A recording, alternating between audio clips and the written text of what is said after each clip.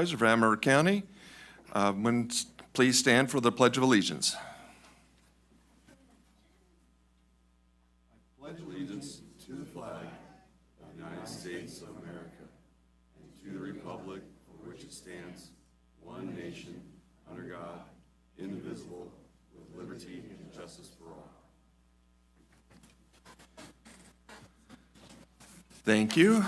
Okay, we just came out of closed session. 1A, nothing to report. 2A, direction to staff. 3A, direction to staff. 4A, denied claim. And confidential minutes were approved.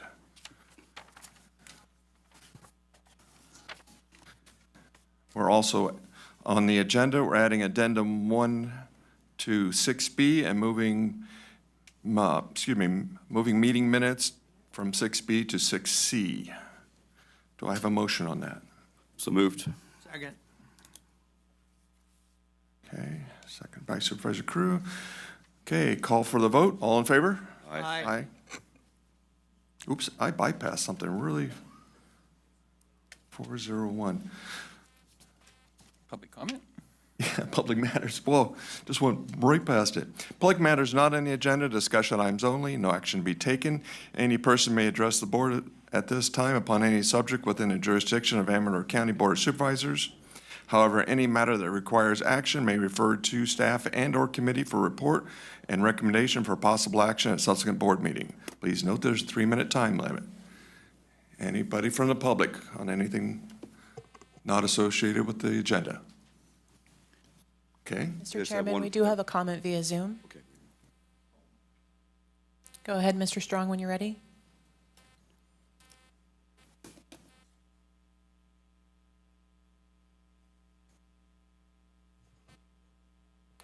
You can go ahead and speak when you're ready.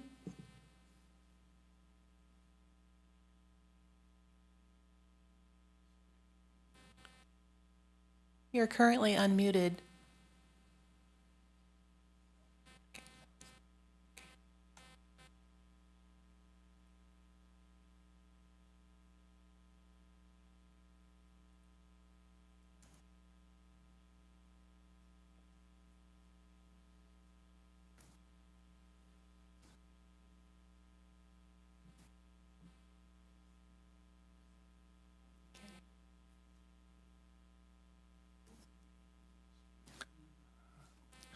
It appears that he's muted himself again. Okay. We can lower his hand, and if he raises it again, then we can return to his public comment, should he have one. Okay, sounds good. Supervisor Epperson? Yeah, so I've asked our deputy clerk to put some pictures up.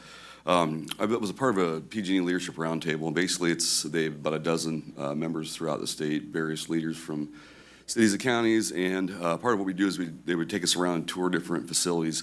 You can see right there, that's Shaver Lake. That's the battery pump storage project down there. And you go to the next picture there.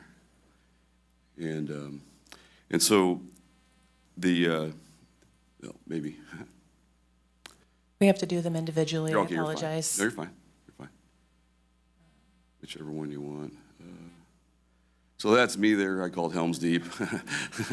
That's the entry to the thing. We went in by truck. It's kind of funny. You're driving on the left-hand side of the road just for some mining rules and stuff. But we go down. It's a mile underneath the earth. Go down through this gigantic granite tunnel, and you can go to the next picture there. And the pump storage project, what it does is so.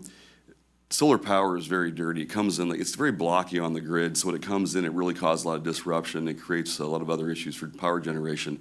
There's 3 of these 1 million pound shafts, and they ramp the speed up to 7 minutes. It's pretty impressive. They actually have an air pressure that pushes the water up off the shaft.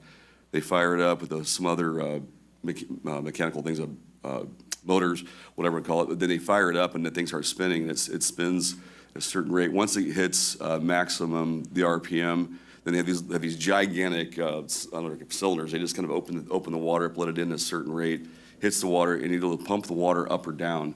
And when the sun is full on the solar panels, and it has all this dirty energy, what it does, and the way he said it takes rotating mass to calm the energy grid. So if you're gonna have a lot of solar, you have to have something spinning that's very heavy to make that, to stabilize the energy, otherwise it'll blow out your computers and your other electronic devices. And then, so when solar kicked on, while we were there, actually, the whole thing fired up, and it pumps water back up into the reservoir. These are man-made lakes, not really affecting the environment. I asked about fish, they said they just swim away, but, and then, so when the sun is out bright, powering up all these solar panels, they push the water back into the lake, and they can actually power the grid for 6 days after the water's coming down. So the water goes back down into the lake, and as this goes back and forth based upon the need. They actually build it in conjunction with Diablo Canyon, the nuclear plant, because nuclear power, it's the spine of the grid, basically. Just kind of, it produces something like 50% of PG&E's power and 20% of the power statewide in California.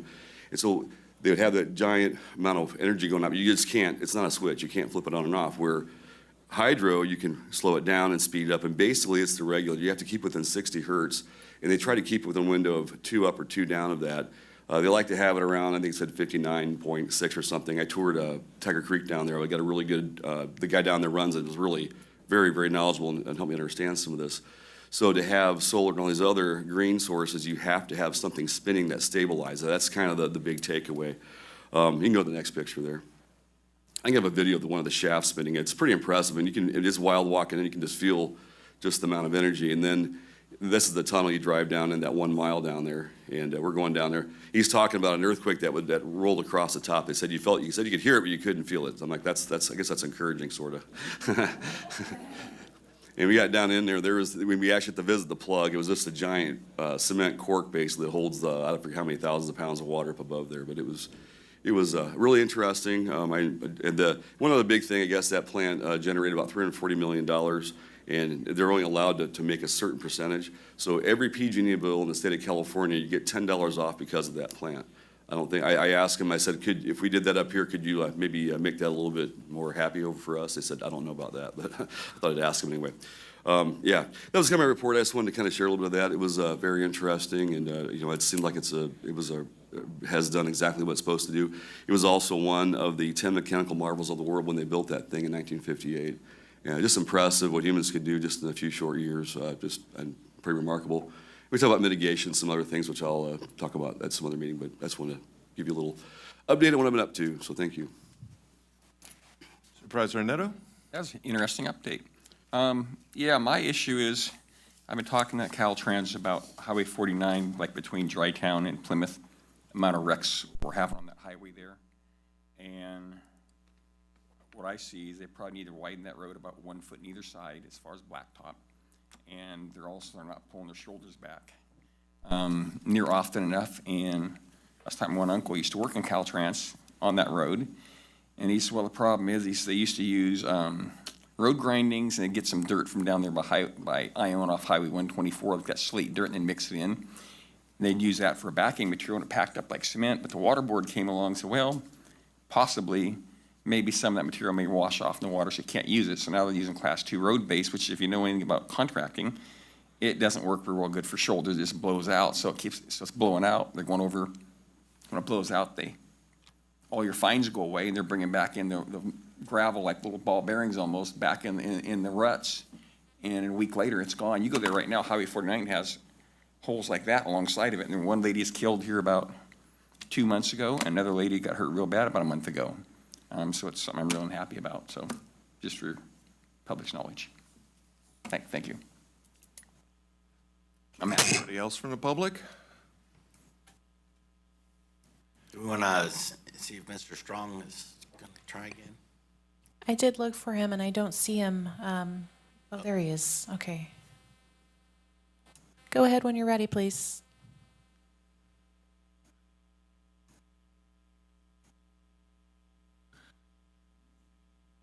Still not hearing you. Looks like he dropped off. Or there he... Oh. Chris Strong, thumbs down.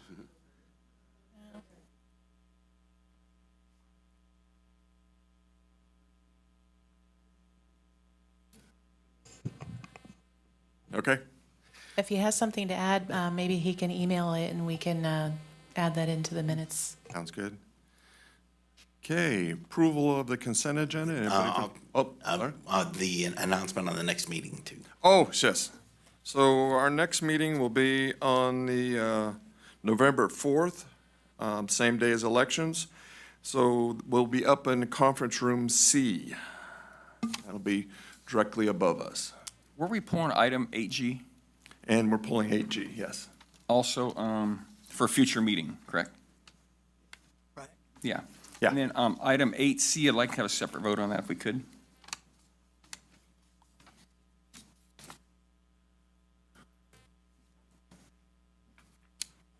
Okay.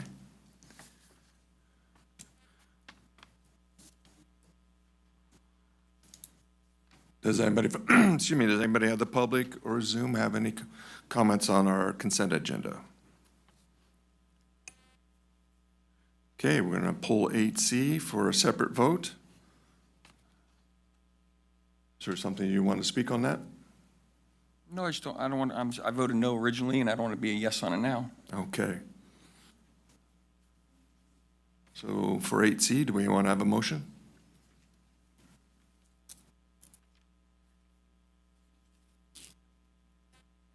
That's you. Oh, me? Yeah. Oh, 8C. Yeah, I'm also moved. Yeah. Yours. Second, okay. Call for the vote, all in favor? Aye. Opposed? I'm opposed. Okay. Now we're going on to the rest of the agenda. Call for the motion. So moved. Okay. Second? Second by Supervisor Oneto. Call for the vote. All in favor? Aye. Aye. Opposed? Good morning. Okay.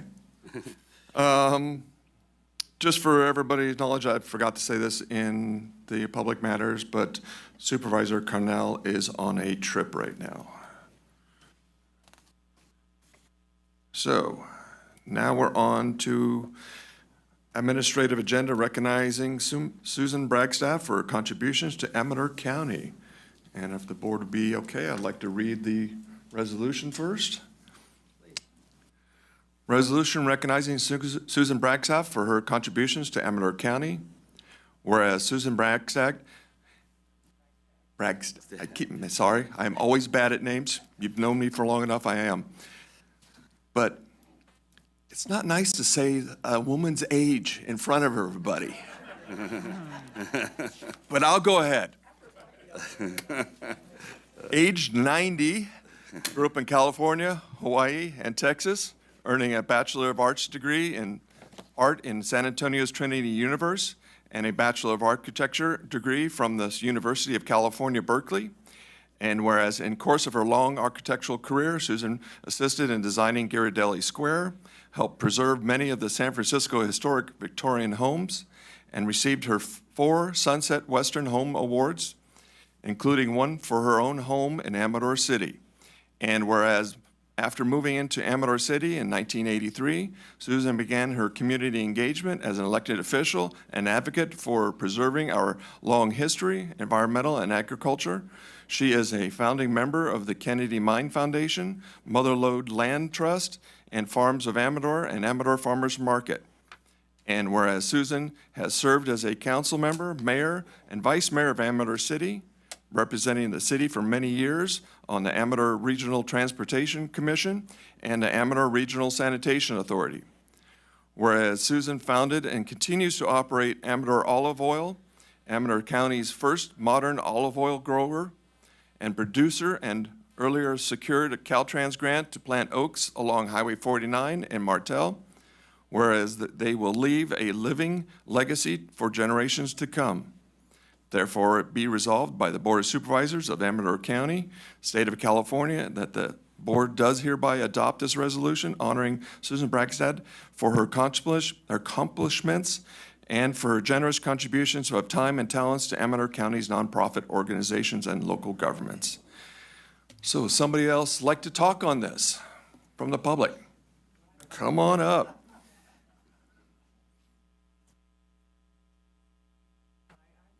Oops. On now? There we go. Okay, great.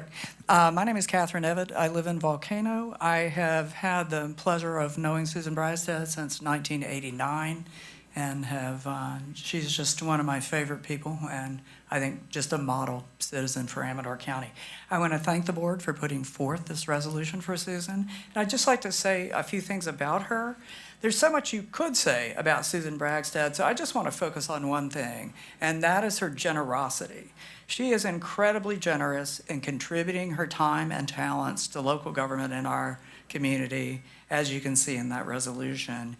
She is very generous in her talents as an architect, an artist, and there are probably a number of buildings in this county that y'all don't realize have either been designed by Susan or remodeled by Susan.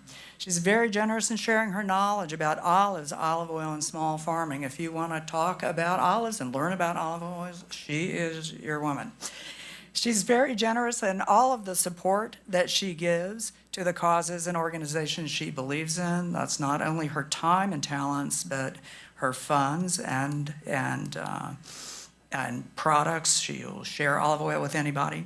But mostly, she's just generous with her love of animals, especially dogs, of agriculture, of our beautiful county, and most of all, of the people who live in our county and all of her extended group of friends and family.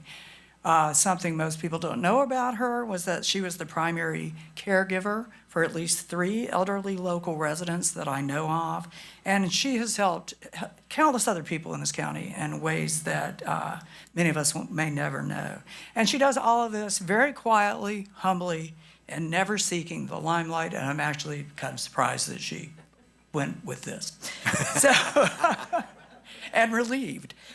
So I just want to thank you again for recognizing this exceptional Amador County woman who I have been fortunate enough to call my friend for 36 years. Thank you. Thank you.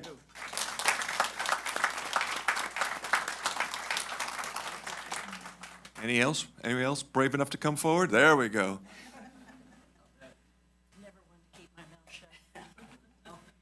My name is Carol Sethry. I'm a resident of Amador City, and I was a previous business owner there as well for 16 and a half years. I'm very proud to be in Amador City and certainly in Amador County, which I have resided in since '89. I don't have anything to say about Susan, but I would like to lead a cheer of hip, hip, hooray! Hip, hip, hooray! Hip, hip, hooray! Thank you. Thank you. Thank you, Board of Supervisors.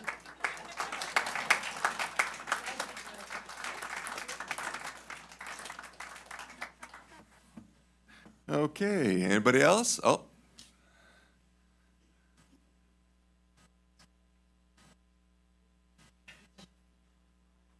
Brian Jobson.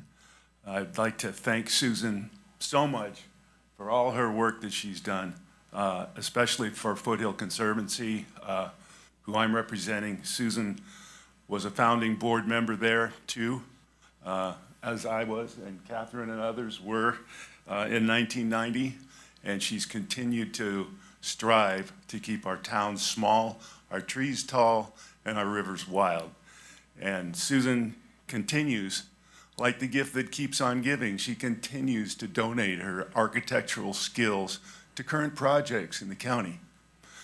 She was instrumental in drafting the environmental preferred alternative for the Wicklow Way subdivision map. She's even done posters recently for our open house at Witches Walk coming up at the end of the week.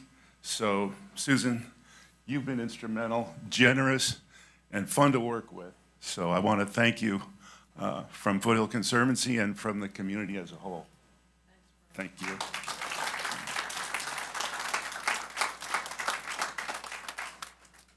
Anybody else?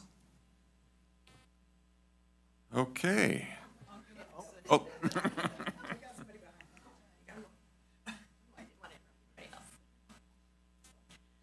Hello, I'm Andrea Macon, and I'm the Executive Director for the Farms of Amador. And anybody that has worked on a board or in an organization understands the value of commitment. So you often get somebody on a board that's just like, yes, I'll be there, I'll do this, I'll be there. And very often that does not necessarily happen.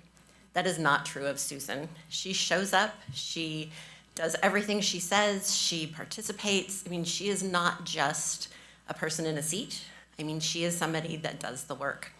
And to speak to that, she was one of the founding members of the Amador Farmers Market, and she has never missed a market in 35 years. So thank you, Susan. And I'd also like to add that I often think when I look back on my life that I hope I contributed to my community enough and that I made a difference. And I guarantee you it is the people like Susan that inspire other people to do those types of things, including myself. Thank you, Susan. Thank you.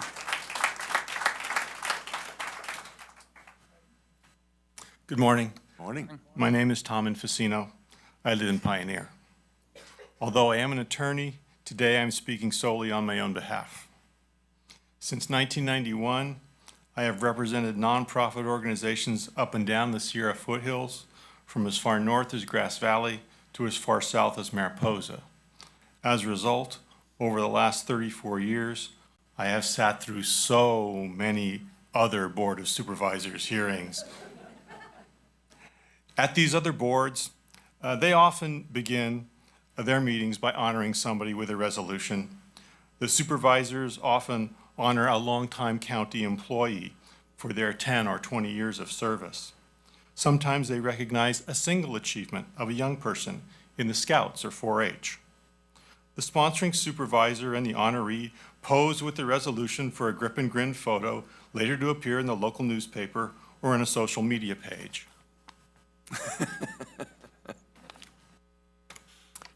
And at that point, everybody in attendance can see that their local government cares, and everybody feels a warm feeling in their heart that usually lasts until the board clerk calls a controversial agenda item and the inevitable knockdown, drag-out fight begins. But that's not what's happening here today. Today, we're not honoring a county employee. We are honoring a private citizen. Today, we're not honoring somebody for a single achievement, but for over 40 years of dedication to her community as a leader in business, in government, and in nonprofit organizations. Today, we are witnessing a heartfelt outpouring of sincere appreciation for all that Sue has given to us.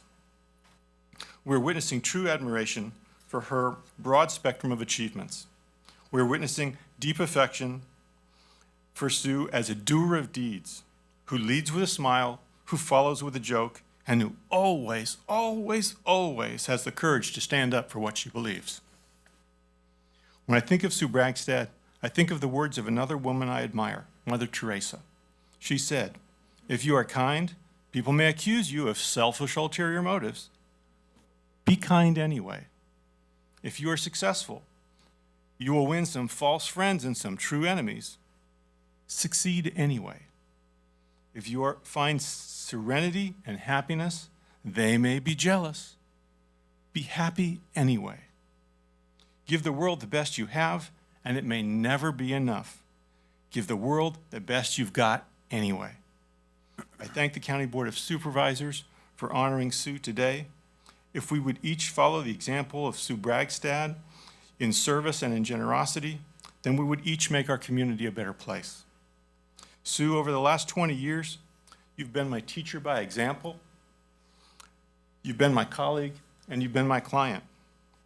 I love you, and I nurture some of your spirit in my heart so that I can share it with others wherever I go.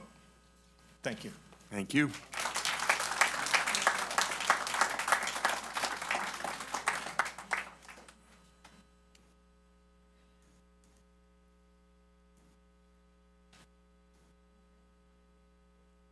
Morning.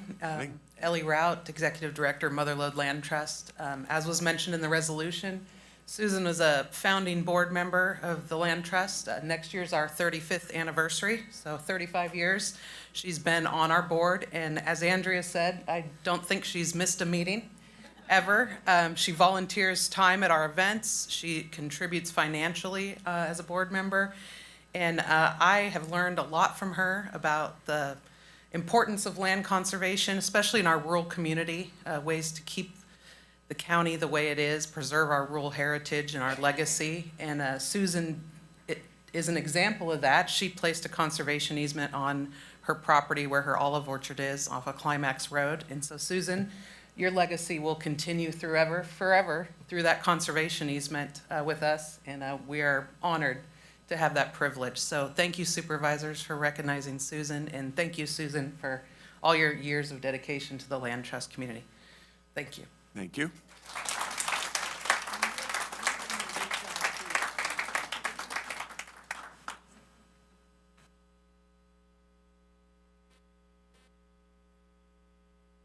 Okay, it's back to the supervisors. Mr. Chairman, we do have a comment via Zoom. Oh, go ahead. Go ahead, Mr. Strong, when you're ready. Yeah, can you hear me now? Yes. Okay, sorry about that. My headset was obviously not working. Yeah, I was just trying to get in open comments if everyone's done with Susan. I didn't want to cut anyone else off. They're done, right?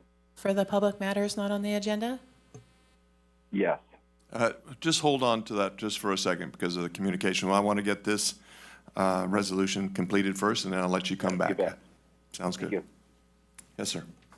Yeah, I have something to say. Known Susan for a lot of years. Oh, sorry. And I don't know if she's moderated her position or I've moderated my position, but we seem like we get along better and better over the years. But yeah, I don't agree with all aspects, but I think the land conservation, and especially Motherlode Land Trust, I think Susan's work there has been very good work, and I think she means well for the community, and I appreciate that.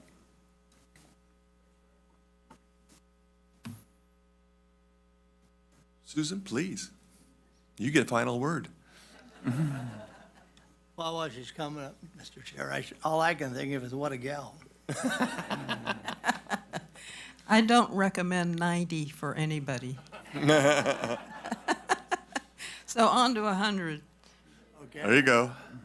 I just wanted to say that I hope you all preserve our historic towns, promote agriculture, and keep it a wonderful, beautiful county.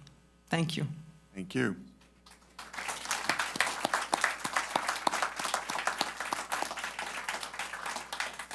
Okay, do I have a motion to approve this resolution? I'll move.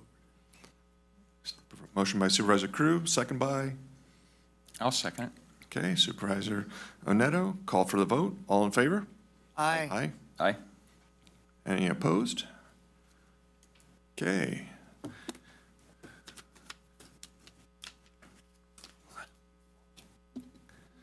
Get to do our pictures.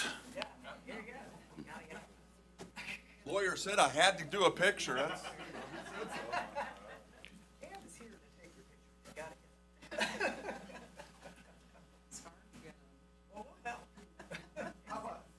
Everybody here to honor her? Get it, let's all get it. That's a great idea.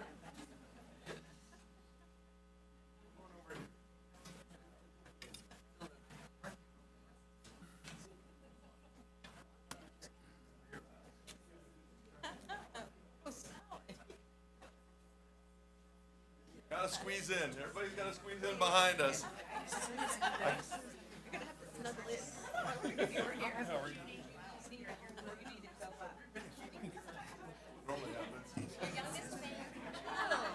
How you doing, buddy? Nice to see you. Yeah. Yes, we did.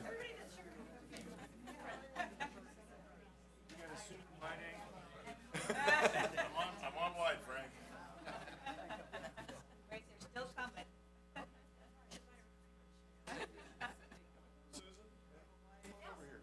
Come on up here, because you're the one that started this. You started. Susan started. No, she started. Service, yes. My block. Too many No, you're good. I know. We're gonna take a couple. Everybody look at me in 3, 2, and 1.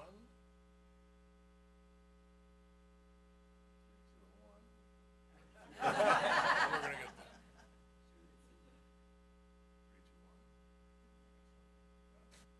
Got one more camera, hold on. Get in there, Cam.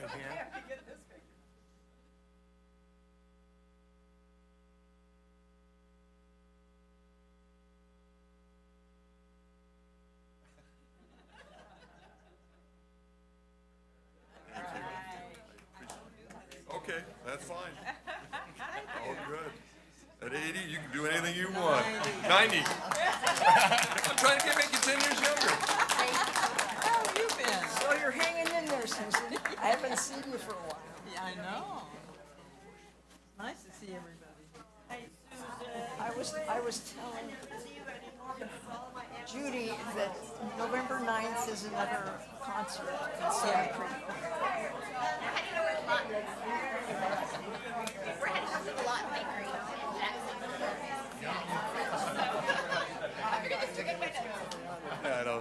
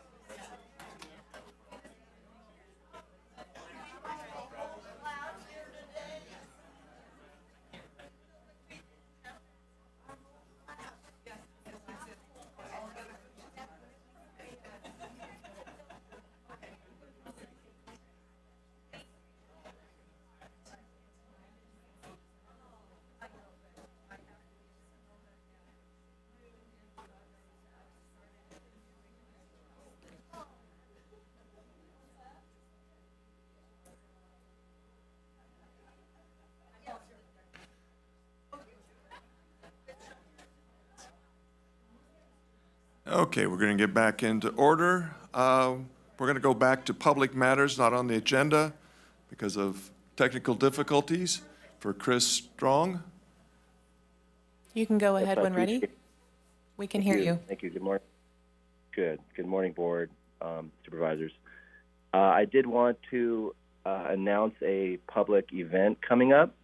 This is Chris Strong from my own California. I'm the chair of our county committee with New California State, and we are having our first election per our Constitution.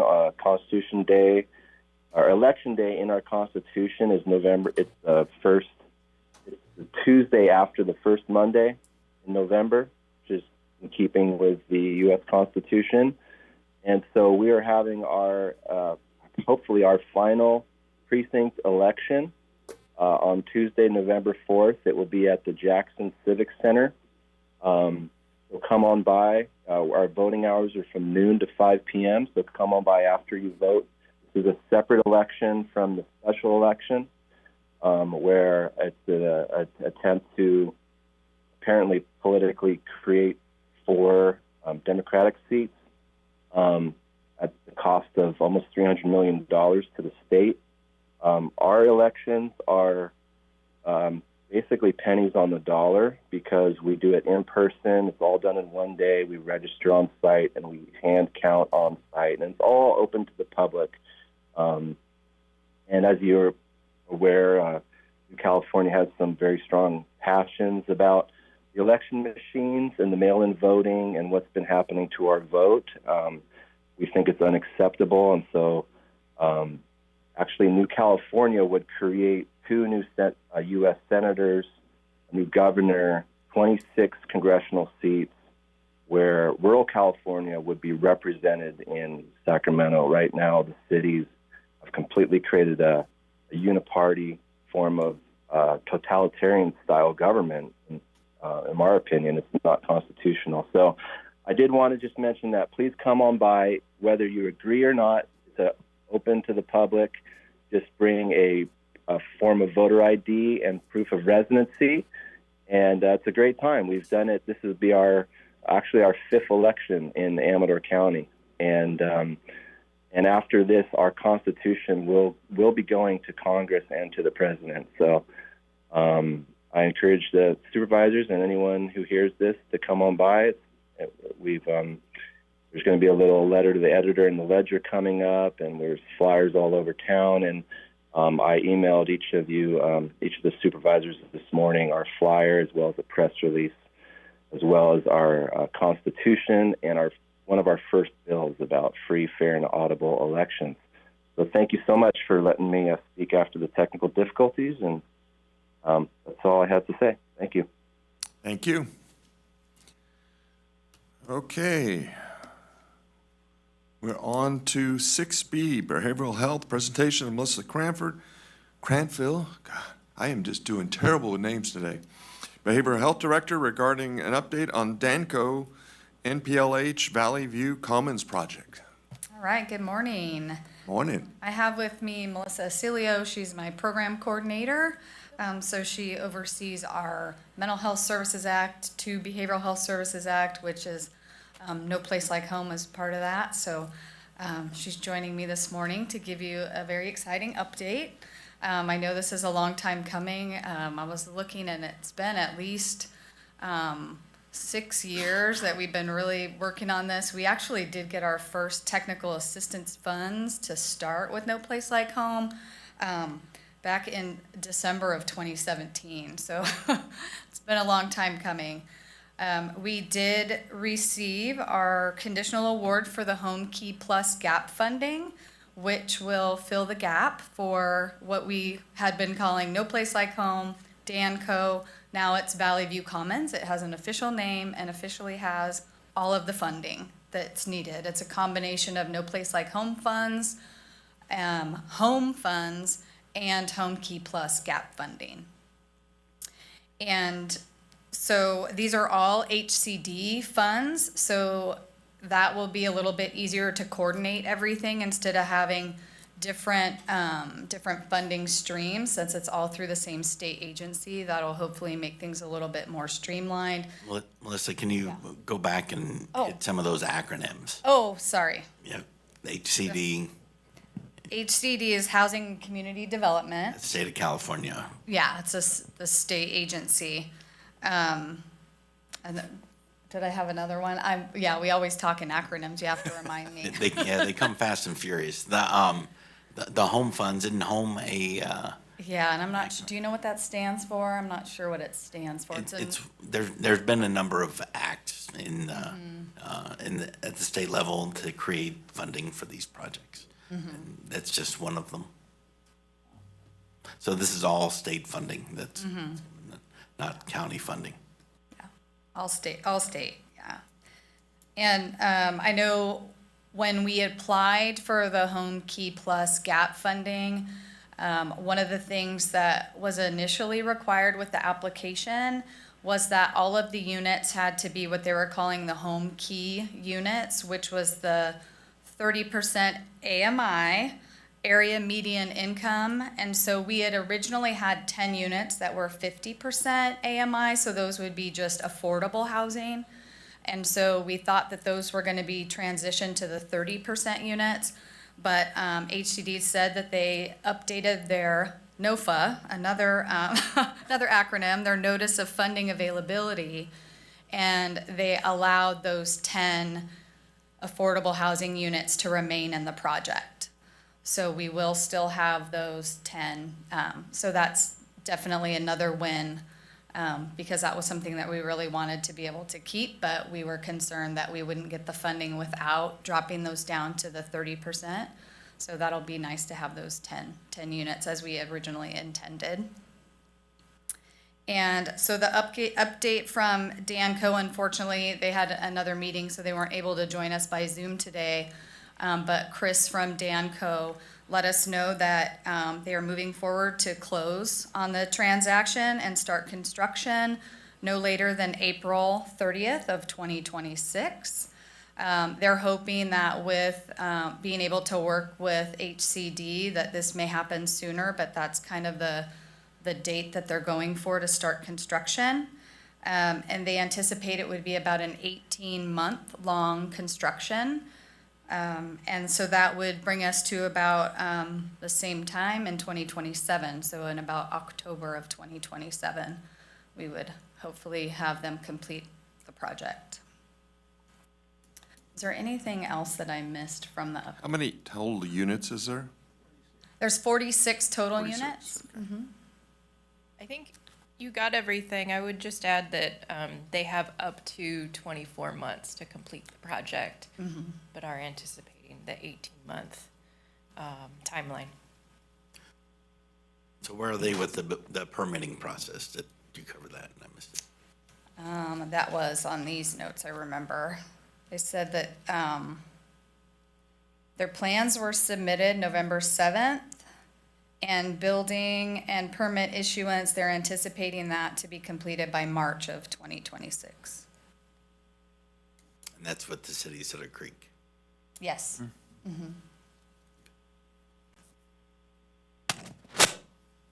Okay, any? Do you anticipate any difficulty in Cedar Creek getting that pushed through, or?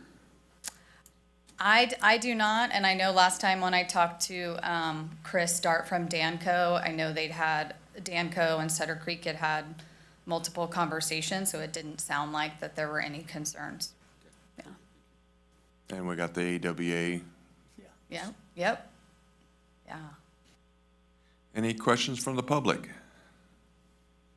I got a whole 3 people out there. Hold the public. Yes, there's one right there. Yeah, I'm sorry, you got to come up to our microphone over here, sorry. I can repeat that question so you don't have to come up. She just asked where the development was. It is, well, I think the name of the street is actually Valley View. That's why it's called Valley View Commons. And It's right beside the transit center. Yeah. Kitty corner. From the transit center. Mm-hmm. Yeah. Okay, All right. thank you for this Yeah, we presentation. appreciate it, yeah. All right. Thank you. Good news. Yes, thank you. Our next item is review and possible approval of the October 7th supervisor meeting minutes. So moved. Second. Call for the vote, all in favor? Aye. Aye. So now we will adjourn, we'll take a break for 45 minutes or so and come back at our public hearings. So, thank you very much.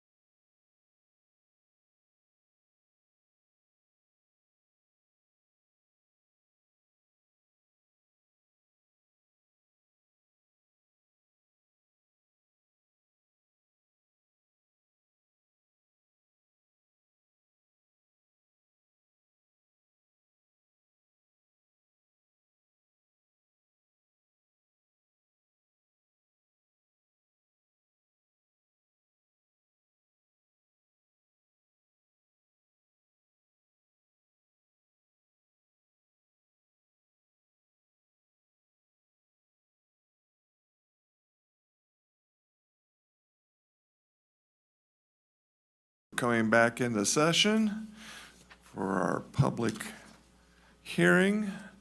And go ahead and open public hearing, and it's all yours. We're working on 7A, holding public hearing and adoption of the resolution approving the certificate of merger for Brian Hensley and Roseanne Hensley. Steven Zanetta, Amador County Surveyor. Yeah, they submitted an application, Brian Hensley and Roseanne Hensley, to merge two lots in the Lake Comanche Unit 1 area, Lake Comanche Village, I should say. And they are not abandoning the easement between the two lots, so we have no issue with merging the lots. Okay. Anybody from the public on Zoom? Because there's nobody in the audience here. Open the public hearing then? Move to close the public hearing. Oh, he opened it. Oh, open. I opened it. Oh, did you? Okay, I'm sorry, I didn't hear you. I did open it. Okay. That's the first, it says open My public. apologies. Okay. Okay. Then you want a motion to close? I do, because there's nobody saying anything. Okay. Call for the vote. All in favor? Aye. Opposed? Back to the board for discussion. Well, can I get a motion then? So moved. Supervisor Crew make a motion. Do we have a second? Second. Okay, Supervisor Epperson, seconds. Call for the vote. Aye. Aye. Aye. Opposed? Okay, 401. Okay, we're opening the public on 7B. Public hearing on adoption of resolution approving a certificate of merger of Doug James Luce and Carrie Luce. Sir. Okay, Steve Zanetta again. They submitted an application, they have some fairly large parcels on Sutter Highlands, Unit 2. They requested a merger to build some additional structure on the property, and there's no easements, and so therefore we have no problem with the merger. Okay. We have a hand up. Go ahead, Mr. Miley, when ready. I apologize. This may not be the appropriate time to speak. I was just trying to get in line to speak to the board, if I may. On this agenda item? No, on an unrelated agenda item with the Community Wildfire Protection Plan organization. Again, I apologize. This may not be the appropriate We've already gone past that. That would have been right at 9 o'clock. So I'm sorry. So we will be back. You can. Well. What's that? Once we're done with this, we could probably take his comment, couldn't we? I'll be very brief. It's up to the board.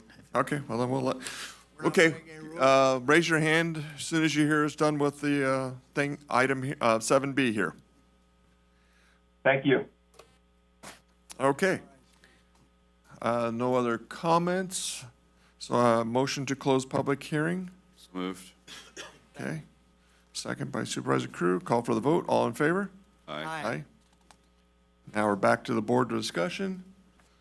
Does somebody want to make a motion on this?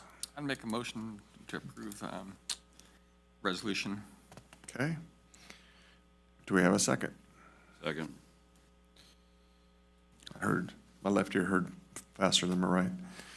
Okay, call for the vote. All in favor? Aye. Aye. Okay, any opposed? That'd be 401. Thank you and welcome back to Amador County. All right, thank you. Okay, so who was our hand? Miley? It's Mr. Miley. Go ahead when ready. Yes, thank you for giving me the floor. My name is Nick Miley with Spatial Informatics Group. We've been contracted by the county to update the county's Community Wildfire Protection Plan. I've reached out to all of you, and I recognize everybody's busy and we've got full email boxes, but I just wanted to take this opportunity while you guys were all in one place to let you guys know that we are trying to organize meetings for each one of your districts to reach out to your constituents. And I'd like to just create an open line of communication with each of you to do that planning process so there's an opportunity to fill in Amador County citizens on the process to get their input so that it is actually a community-driven process that addresses wildfire concerns for the county. And for those of you that may not know, this process is organized through the state down to the county levels and even down to the HOA level in some cases. But what it really does is create a framework to access funding to do fuel mitigation work. So it's not just a report, but has actual legs on it to change the wildfire hazard scenario within your county. So I really, I can reach out to each of you individually again. I think I have the right phone numbers for you all, but I'd love the opportunity to get your input, and we can handle most of the planning if you guys will just give us a few minutes of your time to do that, and working with the Amador County Fire Safe Council in that process. And that's all I wanted to do, and that's all the time I'll take from you guys today. But you guys will return my phone calls. We can get that planning process underway. I never received a phone call from you, but I think you're having a meeting Wednesday, November 5th at 2 o'clock. Is that correct? This is Mr. Onito, is that correct? Close enough, yeah. Mm-hmm. Oh, I apologize if I pronounced it incorrectly. Oh, no, everybody You're the one pronounced it phone number different. I haven't been able. Pardon? Everybody pronounced it different, so it's fine. Okay, I've got a similar kind of name. You're the one phone number I haven't been able to collect, but I have sent you an email, and I can follow that up right after this meeting adjourns. Yeah, and you're having a meeting also Wednesday, November 5th at 2 o'clock? Let me check my schedule. Wednesday, November 5th. That is correct. That is the steering committee meeting. Yeah, okay. Yeah, I'm planning on going to that. So, yeah, and reach out to me and we'll touch base. Okay. Again, I appreciate your guys' time and accommodate me jumping in kind of randomly here, but yeah, the more we get the community involved, the better these plans work out in my experience. So I look forward to working with all of you. Okay. Thank you very much. Thank you. And so this adjourns the meeting till Tuesday, November 4th. Again, I will say this room will be used for elections office on that date, so we'll be in conference room C. And so that's it. Thank you.